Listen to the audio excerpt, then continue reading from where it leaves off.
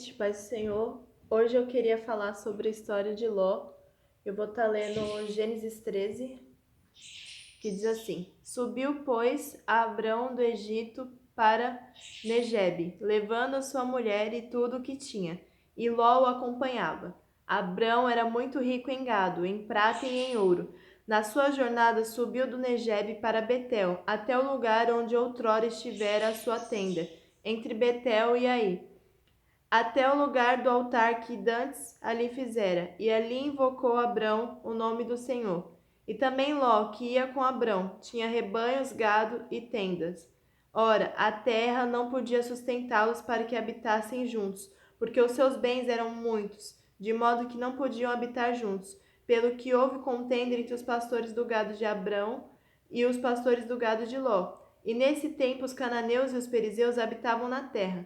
E disse, pois, Abrão a Ló: Ora, não haja contenda entre mim e ti, entre os meus pastores e os teus pastores, porque somos irmãos. Porventura não está toda a terra diante de ti? Rogo-te que te apartes de mim. Se tu escolher a esquerda, irei para a direita, e se escolher a direita, irei para a esquerda. Então Ló levantou os seus olhos e viu toda a planície do Jordão, que era toda bem regada, antes de haver o Senhor destruído Sodoma e Gomorra. E era como o jardim do Senhor, como a terra do Egito, até chegar a Zoar.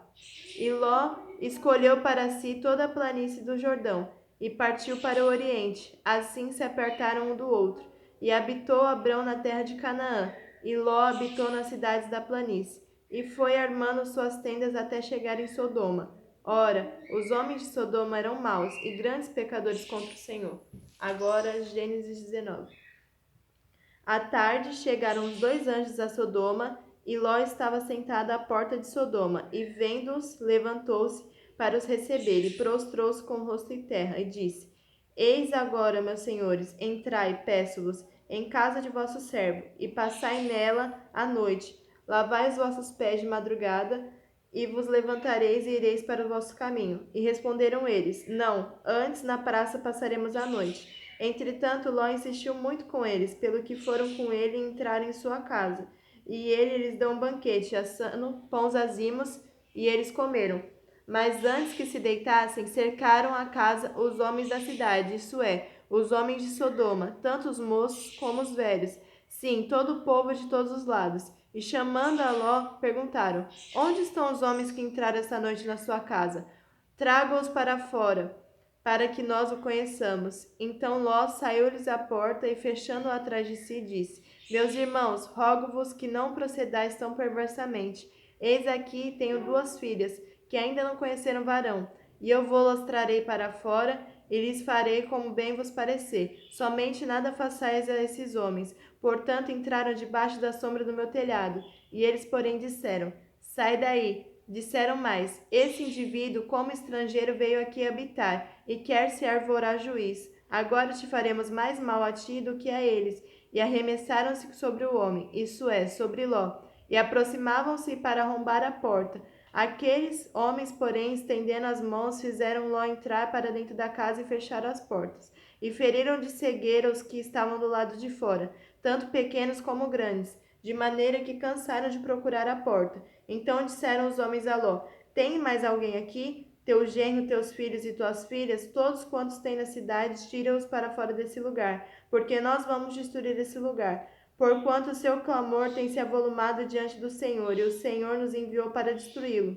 Tendo saído Ló, falou com seus genros que havia de casar com as suas filhas, e disse-lhes: Levantai-vos, sai desse lugar, porque o Senhor há de destruir a cidade. Mas ele pareceu aos genros como quem estava zombando. E ao amanhecer, os anjos apertavam com Ló, dizendo: Levanta, toma tua mulher e as tuas filhas, que aqui estão, para que não pereças do castigo da cidade. Ele, porém, se demorava, pelo que os homens pegaram a mão dele, a mão de sua mulher e as suas filhas, e sendo misericordioso o Senhor, assim os tiraram e o puseram para fora da cidade.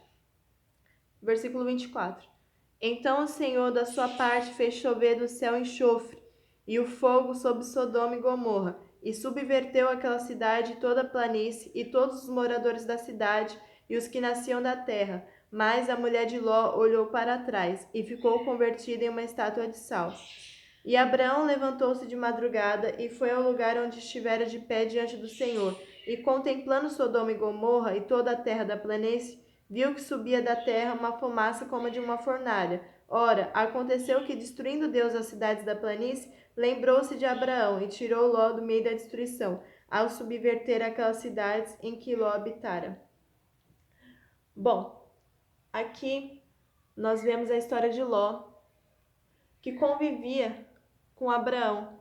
Então ele tinha um exemplo, ele via de perto a provisão de Deus, ele contemplava que Deus supria todas as necessidades de Abraão e ele acompanhava a fé de Abraão. Mas mesmo assim, quando ele teve que tomar uma decisão, ele foi guiado pelos olhos carnais. Ele observou aquela terra, viu que ela era uma terra boa para plantar, uma terra boa para o gado e viu ali uma grande oportunidade.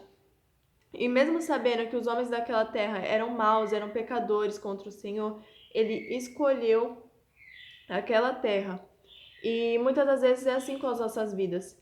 O mundo nos dá oportunidades que aos nossos olhos são oportunidades perfeitas, que são oportunidades proveitosas, mas essas oportunidades nos afastam de Deus. São oportunidades que vêm para nos tirar da presença de Deus. É como a Bíblia diz em Provérbios 14:12.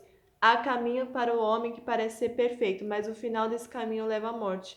Nem sempre o caminho do pecado, o caminho do mundo, ele vai levar à nossa morte propriamente dita. Às vezes ele vai levar à nossa morte espiritual. Ló, ele poderia ter morrido, ele e as suas filhas, mas o Senhor o livrou por conta da oração que Abraão fez pela vida dele. Só que a sua mulher, quando ela estava escapando da cidade, ela olhou para trás. E Deus foi bem claro em ordenar que não olhasse para trás. E por conta disso, ela ali morreu, virou uma estátua, teve a sua vida paralisada.